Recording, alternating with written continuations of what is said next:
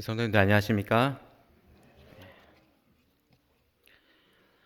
2012년 추석, 그때 추석 때의 일입니다. 할머니께서 굉장히 좋아하시는 육아가 저에게 있었습니다. 그래서 그 육아를 할머니께 드려야겠다 생각을 하고 추석 때 집에 다녀온 후에 우리 할머니를 꼭 찾아뵈야겠다라고 생각을 했었습니다. 그렇게 생각하고 집에를 내려갔는데요. 할머니께서 돌아가셨다라는 그런 비보를 듣게 되었습니다. 굉장히 저 마음속에 후회가 있었습니다. 할머니를 찾아뵙고 싶을 때 그때 찾아뵀으면 얼마나 좋았을까 그런 생각을 하게 되었습니다. 2018년 1월 대만 봉사대 이렇게 다녀온 후에 이모부님께서 이제 편찮으시니까 이모부님을 찾아뵈야겠다 그렇게 생각을 했었습니다. 왜냐하면 연말과 연초는 너무나도 바빴기 때문에 시간을 낼 수 없어서 봉사대를 다녀온 후에 그렇게 찾아뵈겠다 생각을 했었는데요. 다녀와서 운전 중에 이모부님께서 돌아가셨다는 그런 비보를 듣게 되었습니다. 그 비보를 듣고 얼마나 눈물이 쏟아지는지 운전을 할 수가 없었습니다. 그래서 차를 한쪽으로 세워두고 얼마나 많이 후회했는지 모릅니다. 다시는 갖지 못할 시간. 그 시간을 놓친 것에 대해서 마음이 많이 아팠습니다. 미루지 말고 사랑할 수 있을 때 더 많이 사랑해야겠다. 미루지 말고 우리에게 기회가 있을 때 우리가 더 많이 사랑해야겠다라는 것을 다시 한번 생각하게 됩니다. 이 세상의 모든 것에는 때, 이 시간이 있는 것 같습니다. 자라나야 할 때 자라나지 못하면 몸에 장애가 생깁니다. 자야 할 때 잠을 충분히 자지 않으면 건강에 문제가 생깁니다. 공부해야 할 때 공부하지 못하면 시험 칠 때 큰 후회를 합니다.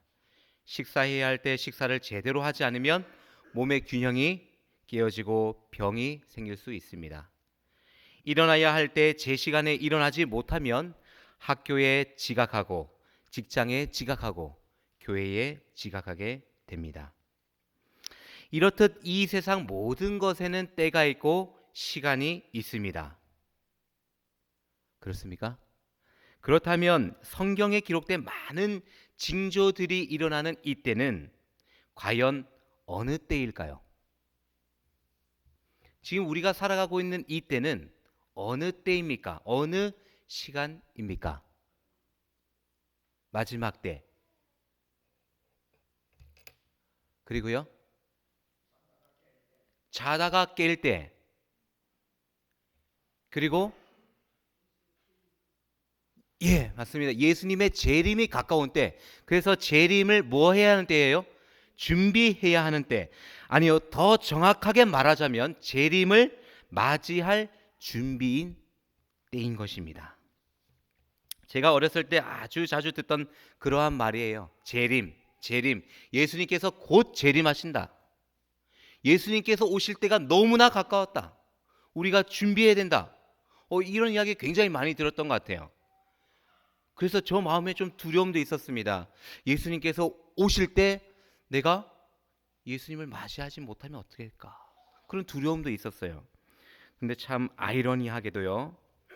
그때보다는 지금이 30년이나 훌쩍 더 지났는데 재림에 관한 소식이 더 많이 들려야 하는데 재림에 관한 소식은 그 전보다 더 많이 들리지 않는 것 같습니다. 참으로 아이러니한 그러한 일입니다. 아무튼 지금은 우리가 처음 믿음을 가졌을 때보다 훨씬 더 예수님께서 이 땅에 오실 날이 확실히 더 가까워진 것은 사실입니다. 그렇다면 과연 예수님의 그 다시 오심을 맞을 준비는 얼마만큼 되었나요? 아니, 재림의 준비는 어떻게 해야 할까요? 재림의 준비를 어떻게 해야 됩니까? 예수님께서 곧 재림하신다. 우리는 이제 예수님께서 재림하시면 하늘에 갈 텐데 그 재림을 어떻게 준비하고 계십니까?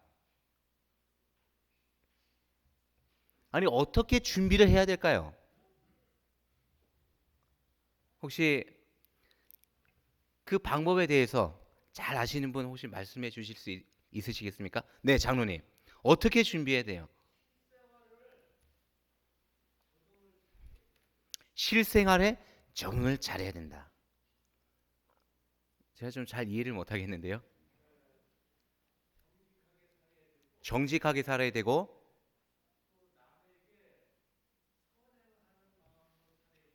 네, 선행을 베풀고,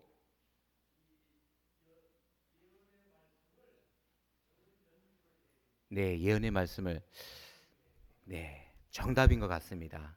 네. 자, 우리가 이 재림의 준비는 어떻게 해야 되고, 우리가 재림의 준비를 어떻게, 우리가 얼마만큼 준비했는지, 예수님께서 약속하신 그 재림의 약속을 다시 한번 살펴보시면서 생각해 보는 시간을 갖도록 하겠습니다. 우리 다 함께 잘 외우고 계신 요한복음 14장 1절로 3절 한번 외워 보시겠습니다. 우리 재림의 약속 다 잘 외우고 계시죠? 우리 한번 외워 보겠습니다. 너희는 시작. 마음에 근심하지 말라. 하나님을 믿으니 또 나를 믿으라. 내 아버지 집에 거할 곳이 많도다. 그렇지 않으면 너희에게 일렀으리라. 내가 너희를 위하여 처소를 예비하러 가노니 가서 너희를 위하여 처소를 예비하면 내가 다시 와서 너희를 내게로 영접하여 나 있는 곳에 너희도 있게 하리라. 너무나 귀한 말씀입니다. 재림의 약속. 예수님께서 우리를 위하여 처소를 예비하러 가셨고 그 처소를 다 예비하면 내가 다시 와서 너희를 내게로 영접하여 나 있는 곳에 영원히 있게 하리라. 정말 우리에게 용기와 희망이 되는 말씀이시죠. 근데 제가 이 말씀을 외우고 이 말씀을 많이 읽었는데요. 여기서 너희 하니까 조금 먼 느낌이 듭니다. 너희는 마음에 근심하지 말라. 내가 너희를 위하여 처소를 예비하러 가노니 내가 다시 와서 너희를 내게로 영접하여 나 있는 곳에 너희도 있게 하리라. 이 너희라는 말이 꼭 내가 포함이 되지 않은 너희 같이 들려지는 것입니다. 지금은 이 너희 이 글씨에 본인의 이름을 넣고 한번 외워보도록 하겠습니다. 진석이는 마음에 근심하지 말라. 이렇게요. 하나님이 믿으니 또 나를 믿으라. 내 아버지 집에 거할 곳이 많도다. 한번 외워보시겠습니다. 본인의 이름을 넣어서 한번 이 약속을 외워보도록 하겠습니다. 시작. 진석은 마음에 근심하지 말라. 하나님을 믿으니 또 나를 믿으라. 내 아버지 집에 거할 곳이 많도다. 그렇지 않으면 진석에게 일렀으리라. 내가 진석을 위하여 처소를 예비하러 가노니 가서 진석이를 위하여 처소를 예비하면 내가 다시 와서 진석이를 내게로 영접하여 나 있는 곳에 진석이도 있게 하리라. 조금 더 마음에 와닿습니까? 제가 이렇게 한번 성경책을 읽어보니까 조금 더 감동이 있는 것 같습니다. 예수님께서 나를 위해서 지금 하늘에서 준비를 하고 계시고 내가 거할 곳을 예비하고 계신다는 그 말씀을 다시 상기하니까 참 은혜가 있었습니다. 이 재림의 약속을 하시고는 재림을 어떻게 준비하라고 우리에게 말씀하십니까? 내가 다시 올 것이다. 다시 와서 너희를 내게로 영접하여 나 있는 곳에 너희도 있게 하리라라고 이렇게 말씀을 하시고 약속을 하시고요. 재림을 어떻게 준비하라라고 우리에게 말씀하고 계십니까? 어떻게 준비하래요? 교회 열심히 다녀라. 헌금 생활 열심히 해라. 다른 사람 열심히 도와줘라. 공부 열심히 해라. 자기에게 주어진 삶 열심히 살아라. 이런 말씀 한 말씀도 없는 것 같습니다. 이 재림의 약속을 하시면서 이 재림에 맞이할 준비를 한마디만 하셨는데 어떤 말씀이에요? 단지 뭐 해라? 단지 뭐 해라요? 이 약속에서 말이죠. 뭐 하라? 예, 그냥 믿어라. 예. 아무것도 없습니다. 단지 뭐 해라? 믿어라. 예, 이 믿음을 가지는 것이 재림을 맞이하기 위한 유일무이한 방법인 것입니다. 믿음. 자, 그렇다면 여기에 예수님을 믿지 않으시는 분 한번 손 들어 보시겠습니다. 예, 손 안 드실 줄 알았어요. 그렇다면 예수님을 진짜로 믿으시는 우리 성도님들 한번 손을 들어 보시겠습니다. 예, 다 믿으시죠? 우리는 오늘 건강한 믿음이라는 제목으로 말씀을 살펴보면서 과연 나의 믿음은 건강한가 돌아보는 시간을 갖게 될 것입니다. 우리 다 함께 요한복음 4장 43절로 54절의 말씀을 읽겠습니다. 요한복음 4장 43절로 54절의 말씀입니다. 제가 홀수절을 읽고 우리 성도님들께서 짝수절을 읽어주시면 감사하겠습니다. 요한복음 4장 43절로 54절의 말씀입니다. 이틀이 지남에 예수께서 거기를 떠나 갈릴리로 가시며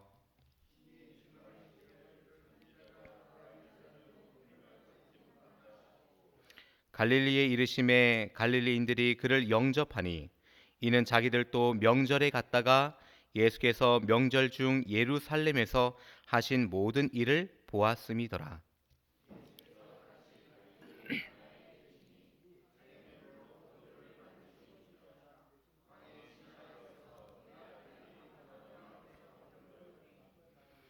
그가 예수께서 유대로부터 갈릴리에 오심을 듣고 가서 청하되 내려오셔서 내 아들의 병을 고쳐 주소서 하니 저가 거의 죽게 되었음이라.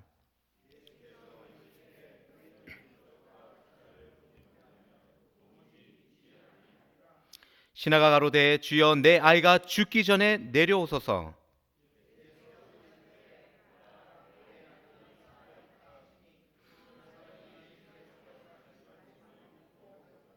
내려가는 길에서 그 종들이 오다가 만나서 아이가 살았다 하거늘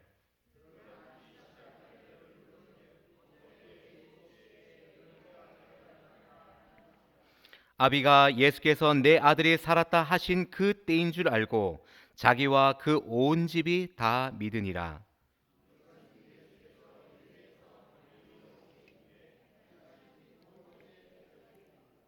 아멘. 이 이야기는 예수님께서 베푸신 두 번째 기적의 사건입니다. 여기 나오는 왕의 신하는 유대인으로서 분봉 왕이었던 헤롯 왕의 신하였습니다. 분명히 하나님을 믿었던 사람이었어요. 왜냐하면 유대인이었기 때문입니다. 그러나 이 신하의 아들이 병이 걸렸어요. 너무 중한 병이 걸려서 용하다는 의원을 찾아가 보아도 진기한 약을 써 보아도 아무런 차도가 없었으며 더 나아가서 이 의사들은 모든 의사들은 이 아이가 죽을 것으로 단념하기에 이르렀습니다. 이 아버지의 심정은 어땠을까요? 여러분 상상이 가십니까? 내 사랑하는 이 아들이 이제 곧 죽음을 맞이한다는 그 사실 앞에서 이 아버지의 심정은 어땠을까요? 그 자식이 먼저 죽게 된다면 그만큼 힘든 일이 없어서 자식이 먼저 죽으면 가슴에 묻는다고 하지 않습니까? 이 왕의 신하의 심정이 이해가 가십니까? 이 아들이 먼저 죽어가는 그 모습을 보면서 여기 계신 많은 성도님께서 이 아버지의 심정을 이해하실 것입니다. 이 왕의 신하의 정보가 성경에는 전혀 없습니다.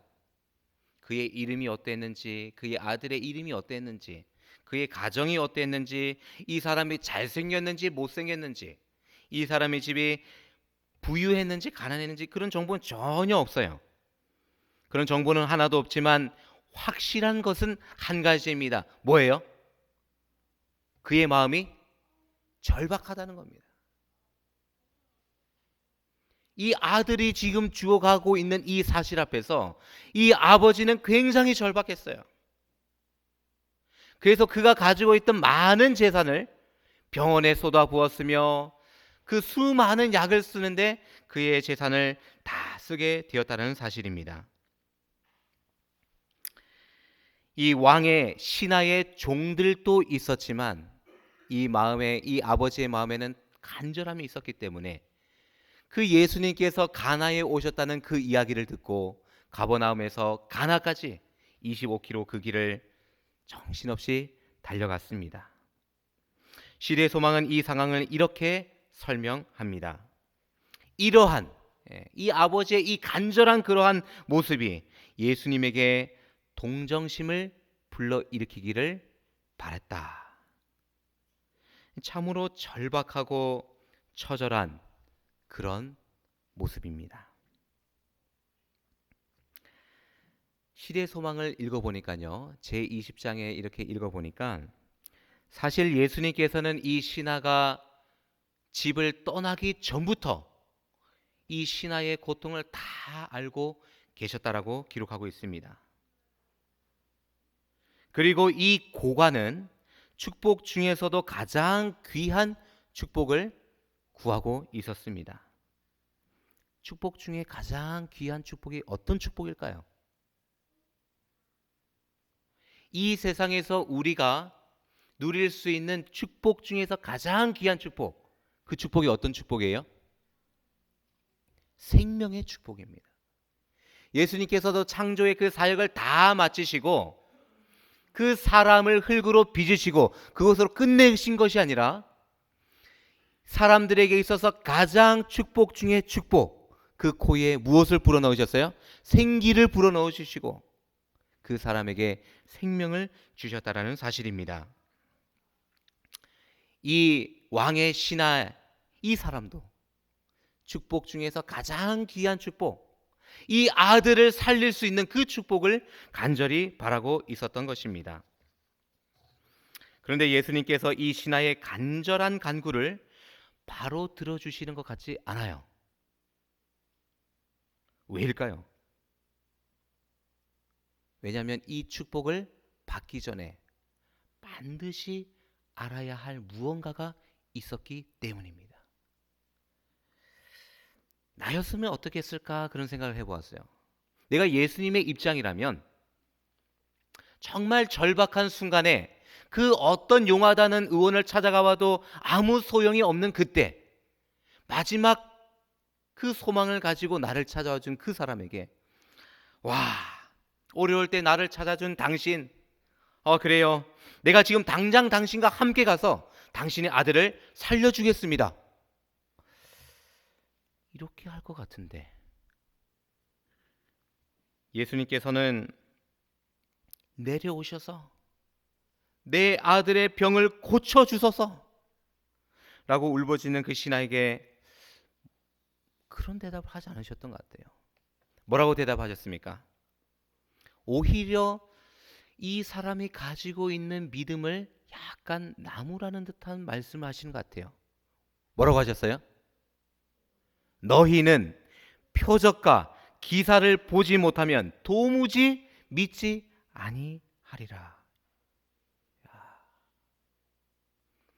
이 왕의 신하는요, 그 당시에 모든 유대인들의 믿음의 상태를 보여주고 있다고 시대소망은 기록하고 있습니다. 유대인들은 하나님을 믿는 사람들이었어요. 믿는 사람들이었습니다. 믿지 않는 이방인이 아니고 믿는 사람들이었어요. 그런데 그 사람들의 그 믿음이 얼마만큼 잘못되어 있는지 예수님께서는 이렇게 말씀하십니다. 너희는 표적과 기사를 보지 못하면 도무지 믿지 아니하리라. 도무지 믿지 아니하리라. 뭐 해야 믿는 거예요? 봐야 믿는 겁니다. 보지 않으면 믿지 않는 거예요. 사실 이때는 예수님께서 첫 번째 그 기적을 일으키셨어요. 가나에서.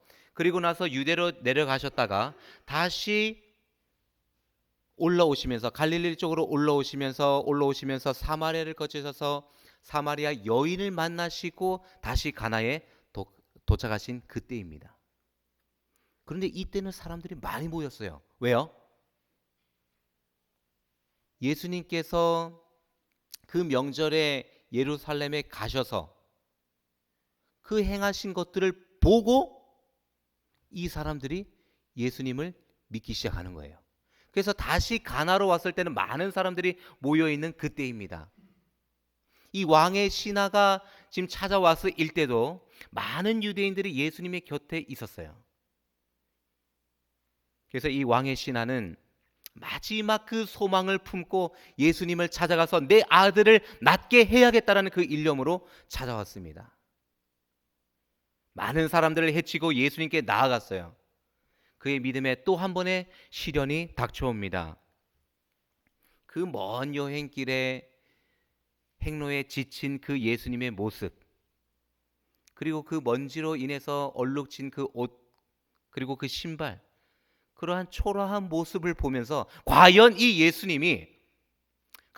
사람이 나의 아들을 낫게 해줄 수 있을까? 라는 그의 믿음의 흔들림이 오기 시작했던 것입니다.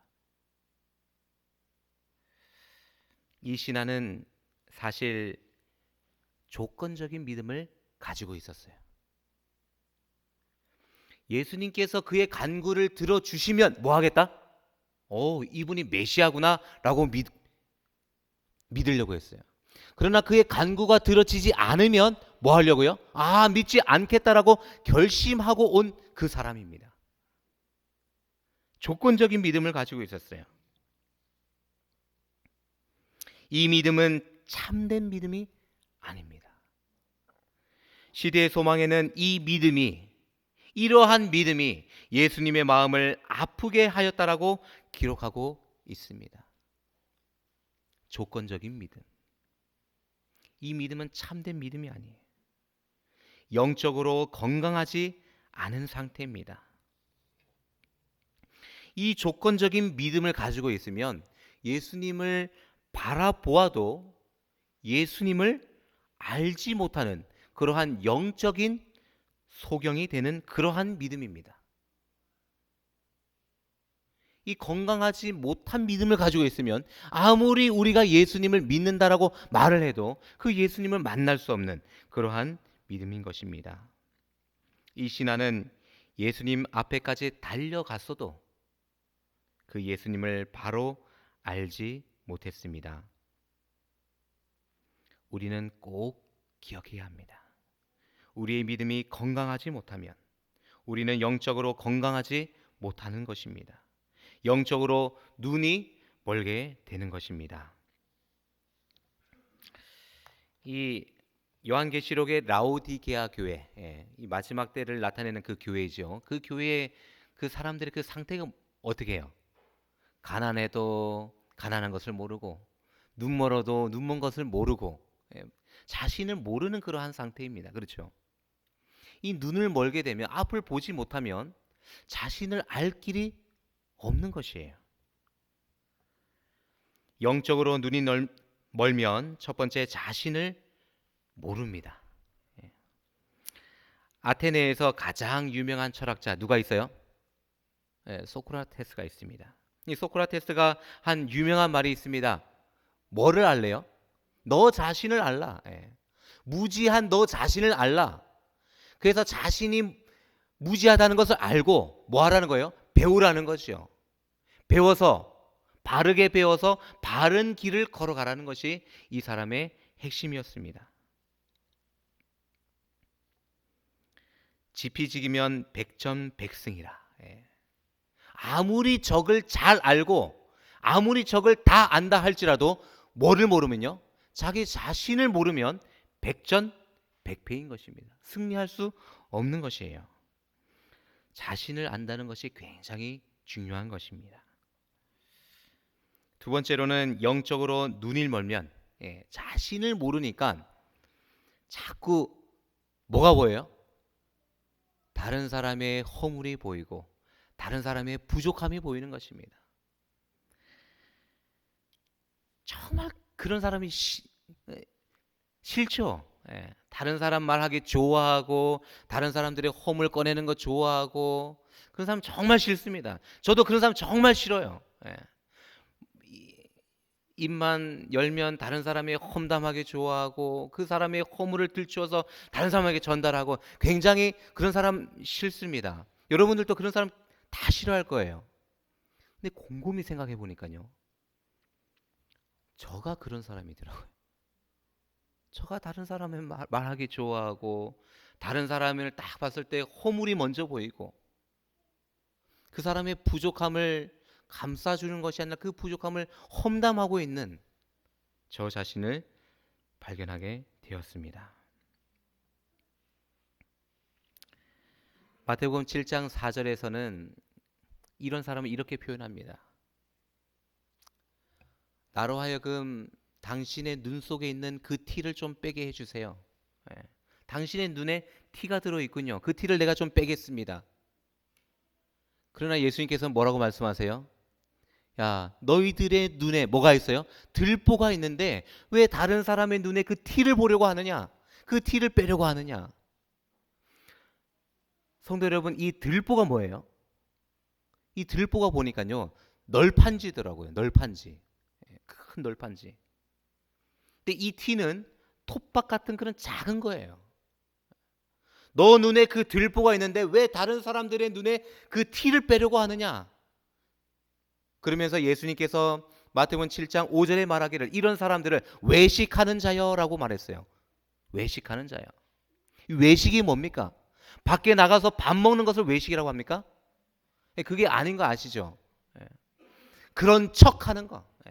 깨끗한 척, 의로운 척, 나는 아닌 척. 그렇게 하는 것을 외식한다라고 하는 겁니다.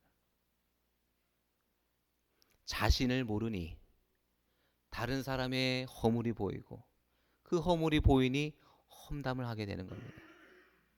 그러나 예수님께서는 우리에게 바른 믿음을 가지시기를 원하고 영적으로 건강하게 되기를 간절히 바라시는 것입니다. 한 여집사님께서 다행히도 우리 교회가 아닙니다. 한 여집사님께서 제가 전에 교회 있을 때요. 저에게 이렇게 말씀하시는 거예요. 목회자가 뚱뚱하면 영성 없어 보인다. 그러면서 저에게 살을 빼라고 하시는 겁니다. 맞는 말씀이에요. 맞는 말씀이에요. 살이 쪘잖아요. 맞는 말씀입니다. 그러나 집에 돌아와서 곰곰이 생각을 해보니 기분이 굉장히 상하는 거예요. 생각해 보니까 그 여집사님께서 나보다 더 뚱뚱하신 것 같아요. 생각해 보니까 그 여집사님이 저보다 몸무게 더 나갈 것 같은데 그 여집사님한테 그런 말 들으니까 기분이 굉장히 상했던 겁니다.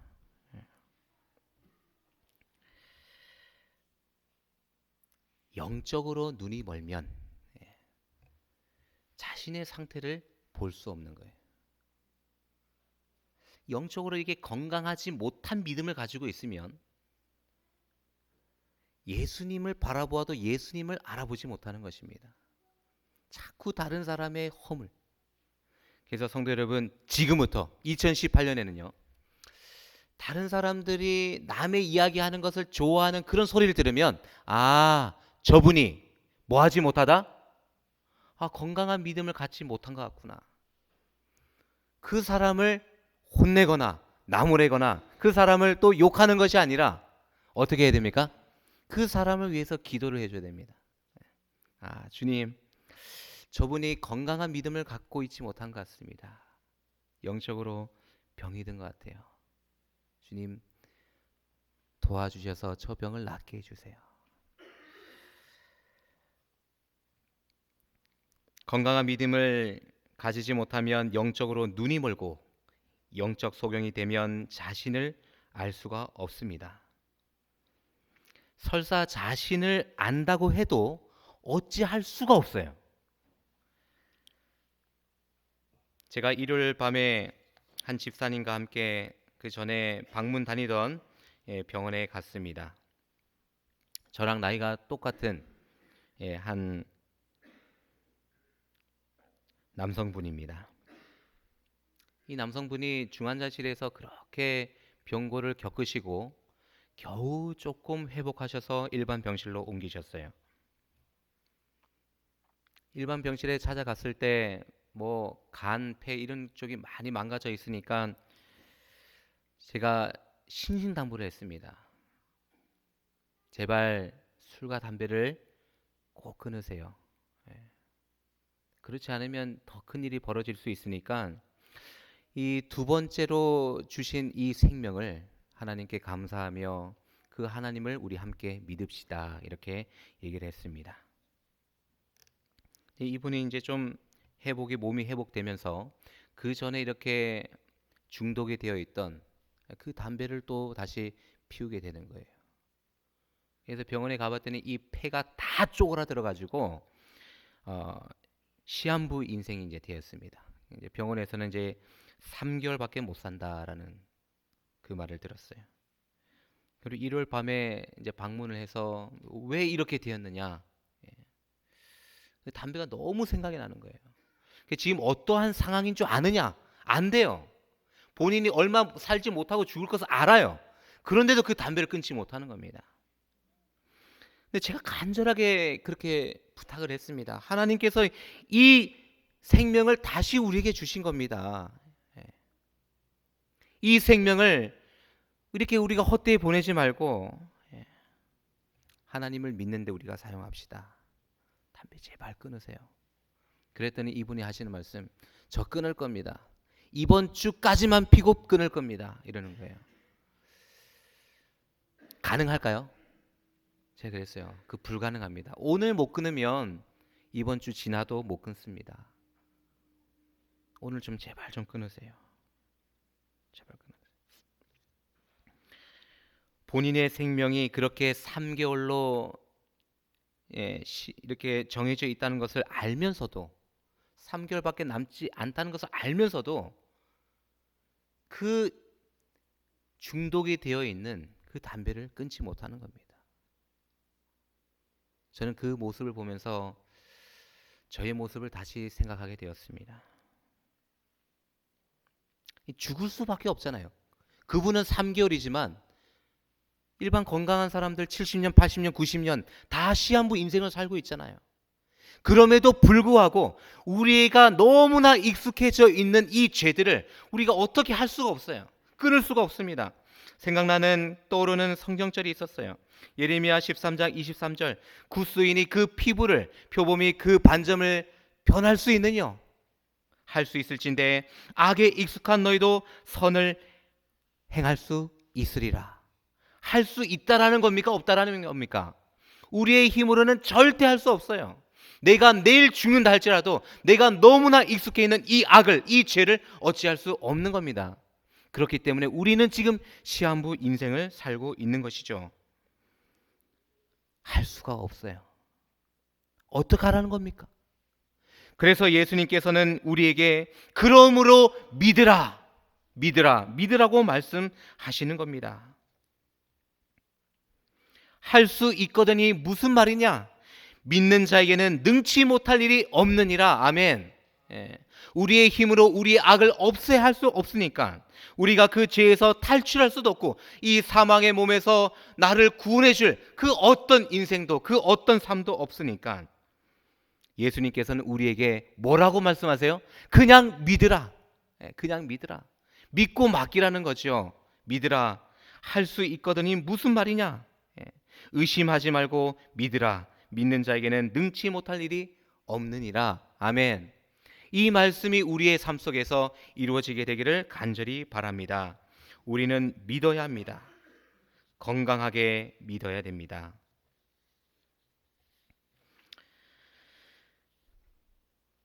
건강하게 믿지 않으면 우리에게는 영적인 병이 생깁니다. 조건적인 믿음을 가지고 나왔던 그 신앙은 이제 변화되었습니다. 아들을 살려주시면 믿겠습니다. 반대로 아들을 살려주지 않으면 믿지 않겠습니다. 라고 했던 그 조건적인 그 믿음이 이제는 변했습니다. 우리 본문의 말씀 50절입니다. 예수께서 가라사대 내 아들이 살았다 하신대 그 사람이 예수의 하신 말씀을 믿고 가더니, 이 신하는요 같이 예수님을 모시고 가려고 왔어요. 그렇죠? 같이 내려가서 우리 아들을 살려주세요. 같이 모시고 가려고 왔는데 그냥 가라고 하시는 이 예수님의 말씀은 어찌 보면 나는 안 갈 거야, 그런 말씀입니다. 이 아버지에게는 사형 선고와 같은 그러한 말씀이에요. 나는 안 갈 거야. 너 아들이 살았으니까 너만 가. 보지 않으면 믿지 않을 거라는 이 아버지에게는 희망이 완전히 사라지는 순간이 될 뻔했습니다. 그러나 이 아버지의 마음에 그 순간에 참된 믿음이 생겨났습니다. 그냥 그 예수님의 말씀을 듣는 즉시 그 말씀을 믿었습니다. 내 눈에 어떤 기적이나 변화가 일어나면 내가 믿지 않겠다라는 그러한 조건적인 믿음에서 누구의 말씀을 믿어요? 그냥 예수님의 말씀을 믿고 그냥 갔다라고 성경은 기록하고 있습니다. 조건적인 믿음에서 이제는 예수님의 말씀을 전적으로 믿는 전적인 믿음으로 변화된 것입니다. 예수님이 이러한 것을 원했어요.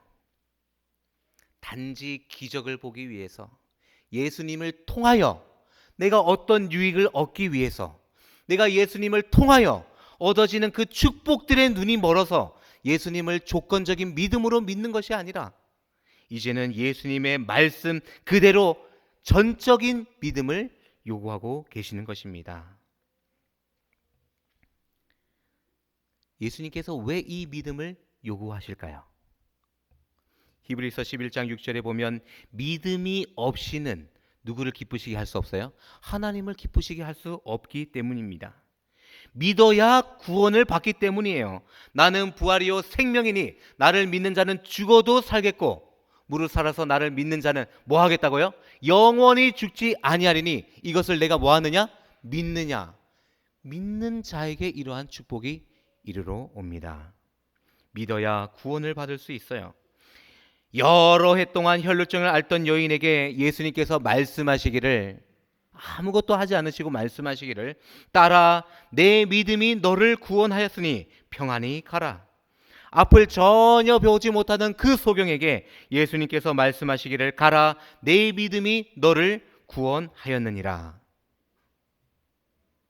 믿음을 찾고 계십니다. 예수님께서 다시 오실 그때에 이러한 믿음을 예수님을 찾고 계시기 때문에 우리에게 오늘 믿으라고 말씀하시는 것입니다. 예수님과 함께 배를 타고 가던 그 제자들이 광풍이 불어가지고요 막 바닷물이 배를 덮치고 그 배가 침몰하게 되었을 때 예수님께 울부짖습니다. 예수님, 우리를 살려주세요. 이 배가 이제 완전히 침몰하게 되었습니다. 예수님께서 잠에서 깨어서 그 바람을, 그 물결을 꾸짖으시고 잔잔하게 하신 다음에 그 제자들에게 뭐라고 말씀하셨습니까?